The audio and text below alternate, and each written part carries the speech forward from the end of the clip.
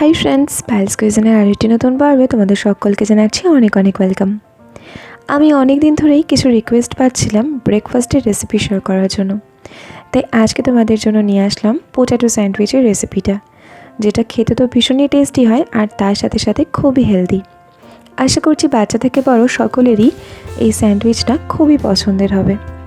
তাহলে চলো দেখে নেওয়া যাক কীভাবে এটা খুব সহজেই তোমরা বাড়িতে বানিয়ে ফেলতে পারো। তো ফার্স্টে আমি স্যান্ডউইচের স্টাফিংটা বানিয়ে নেব।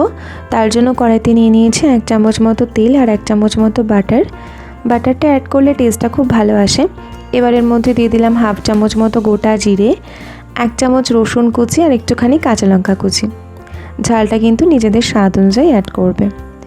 এবারে খানিকক্ষণের জন্য এটাকে একটু নেড়েচেড়ে নিলাম। এবার এর মধ্যে দিয়ে দিচ্ছি 1/2 কাপ মতো গাজর কুচি আর 1/4 কাপ মতো ক্যাপসিকাম কুচি।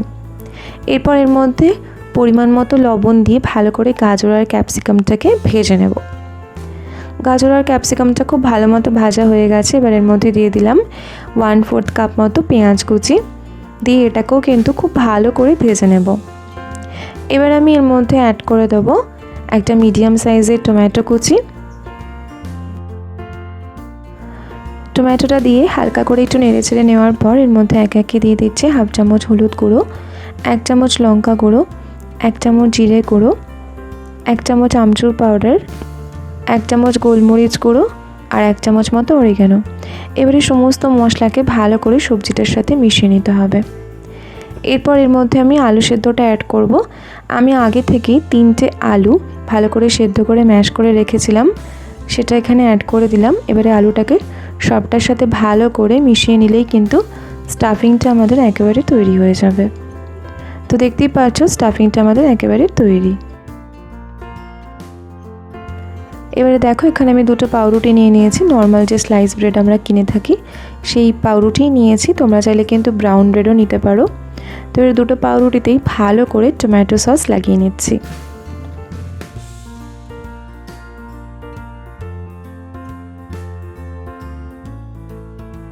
টমেটো সসটা লাগিয়ে নেওয়ার পর একটা ব্রেডের ওপরে যে স্টাফিংটা আমরা বানিয়ে রেখেছিলাম সেটা দিয়ে ভালো করে স্প্রেড করে নিচ্ছি। এরপর আরেকটা ব্রেডের ওপর দিয়ে হালকা হাতে চেপে এটাকে ভালো মতো সেট করে নিতে হবে। আর ঠিক একই রকমভাবে আমি বাকিগুলোও রেডি করে নেব। এরপর একটা তাওয়া ভালো করে গরম করে নিয়েছি আর এর ওপরে ভালো করে বাটার লাগিয়ে নিচ্ছি। এবারে এর মধ্যে আমি বানিয়ে রাখা স্যান্ডউইচটা দিয়ে দেবো আর এটাকে এভাবেই মিডিয়াম ফ্লেমে 2 থেকে 3 মিনিটের জন্য রেখে দেব।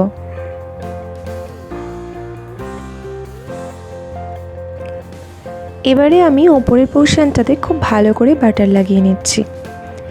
এরপর এটাকে খুব সাবধানে উল্টে দিতে হবে।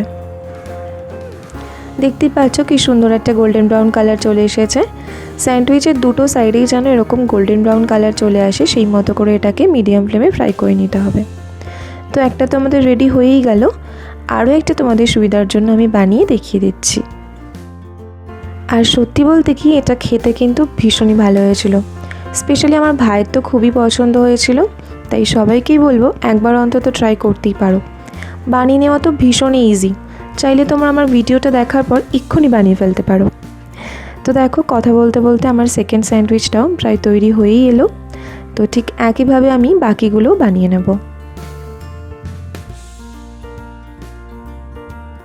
তো এবারে আমি স্যান্ডউইচগুলোকে এইভাবে ছুরির সাহায্যে কেটে টমেটো সসের সাথে সার্ভ করে দেবো।